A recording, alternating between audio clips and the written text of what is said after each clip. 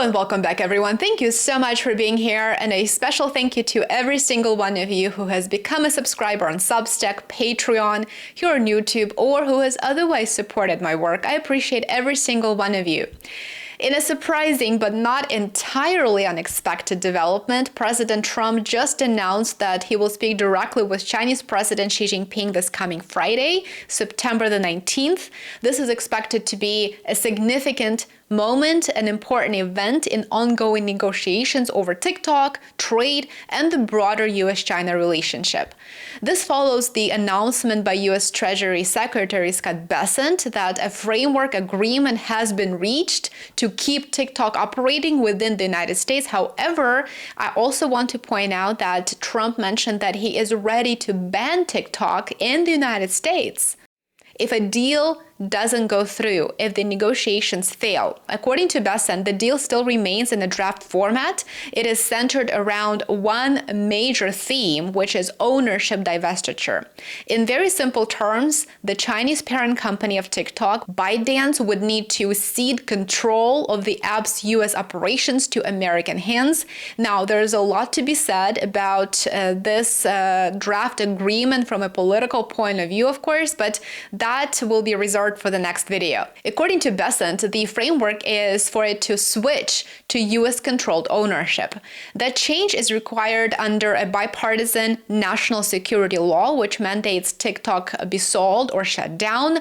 The law was signed under Biden's administration, but has been carried forward under Trump, who has repeatedly emphasized TikTok's role, its importance in helping him connect with younger voters, which is a demographic that is notoriously very difficult to reach for older politicians.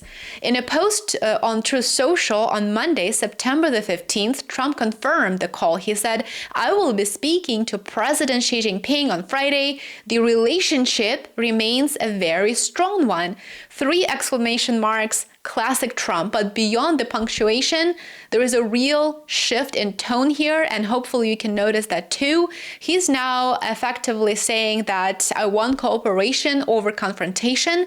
Trump does want this to work out, I assume, based on this tone, but China isn't going to back down either on its core principles, which are respectful cooperation, as it's stated many, many times, and also the United States cannot ask China to take care of its concerns while continuing to suppress Chinese enterprises, according to China's international trade representative. This moment represents more than just TikTok's future, of course. It signals a thawing, likely a temporary one, let's be realistic, a thawing of tensions between the world's 2 largest economies.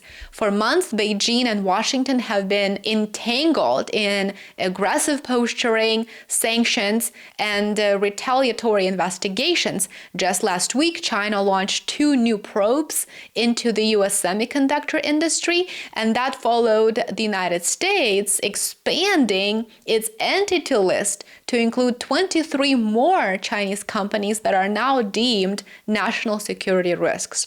And yet, despite this climate, both sides managed to strike a preliminary deal. So the threat of a TikTok shutdown was significant enough to bring both sides to the table in a way where the US side appears to be approaching the talks less aggressively than previously. The deal's commercial terms reportedly maintain what Bessent called TikTok's Chinese characteristics. It's unclear what he actually meant by that, but the deal does now have what Bessent believes are critical features to satisfy American national security concerns. While the specifics remain under wraps at this point in time, the likely outcome involves a US-led consortium taking operational control of TikTok's American branch with data storage, user privacy, and content moderation overseen by American entities. It is a compromise, but one that is designed to keep 170 million US TikTokers online while also removing any real or perceived Chinese state influence over the data. And this new framework agreement also arrives in the middle of a wider détente. Tariff escalations, which peaked at a staggering 145%, as you may recall, are now paused, with both sides hinting at further extensions when the current ceasefire deadline hits in November. A U.S. trade representative also said this week that the pause could be extended another 90 days. That remains to be seen. And while that may seem like a bureaucratic kicking of the can, it does buy time for both countries, and it is crucial time. And in my opinion, both sides benefit from that pause, as do American consumers, let's be honest. A potential in-person meeting between Trump and Xi at the Asia-Pacific Economic Cooperation Forum in South Korea next month could finalize a broader set of trade agreements. It will likely stretch far beyond the realm of TikTok, but not all is smooth sailing at this point either. Beijing did express its discontent over Washington's calls for the G7 to impose 100% tariffs on Chinese purchases of Russian oil. This is a proposal that, unsurprisingly, drew immediate backlash from China's foreign ministry, which labeled the plan, quote, bullying and economic coercion. And let's be honest, it's exactly that. China is correct here. But this issue does add yet another layer of complexity to an already complex puzzle. What we see here is the Biden-era policies that push for economic decoupling now seem to be transforming slowly but surely into a more transactional, somewhat flexible Trump-style strategy. This is likely a positive twist to this story. Besson said one interesting thing that I would also like to point out. As he put it, the Chinese delegation is tough. That's his word. They're tough, but they also recognize that they have 3.5 years to de-risk the U.S. trade relationship if they want to avoid full-blown decoupling. And that is a window of opportunity for both sides to capitalize on. This is not just beneficial to China, let's be honest. The U.S. economy would suffer greatly if the United States of America decoupled from China. We just can't do that realistically.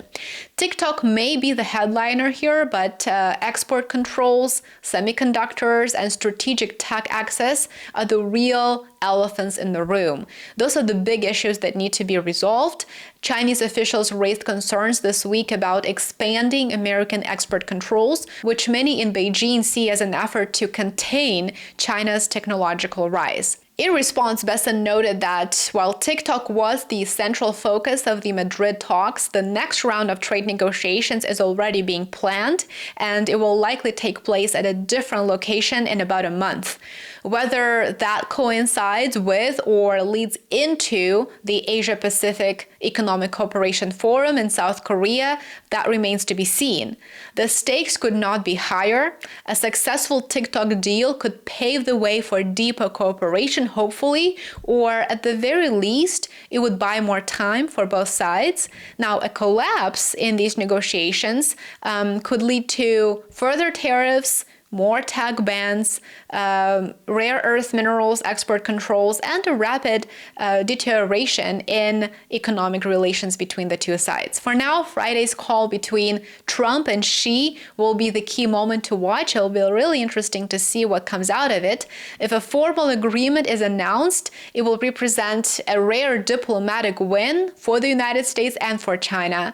So let me know what you think about these ongoing negotiations. What do you think about the TikTok dilemma? I would love to hear from you in the comments. Give this video a thumbs up, consider sharing it with your network, and subscribe on YouTube. I would love to have you back for my next video. And if you enjoy reading and for more content, make sure that you are a subscriber on Substack and Patreon. I'd love to see you there as well. Enjoy the rest of your day. Take care.